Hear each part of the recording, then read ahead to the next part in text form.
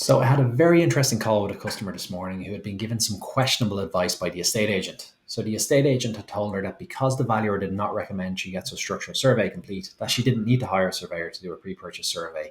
Now, for the purpose of this video, I'm going to tone down the language I use to describe that agent. But in a nutshell, what I explained was the agent is not working on behalf of the buyer. The agent is working on behalf of the vendor. Their job is to get the best deal possible for the vendor. And usually that means getting the most money possible and making the transaction as smooth as possible. And that's how it should be. They're working on behalf of the vendor. The vendor has hired them, and that's their responsibility.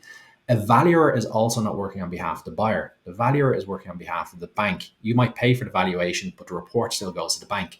And this is part of the bank protecting their investment and doing their due diligence. They want to make sure that if they lend you, say, €400,000 for a property, and if for any reason they ever needed to repossess the house, that they would be able to recoup what they lent you for the property and that they wouldn't be losing out on their investment. Now, a pre-purchase structural survey is you doing your due diligence as a buyer. So you want to make sure that before you sign those contracts, you have a full picture of the condition of the property, and that's what a structural survey is.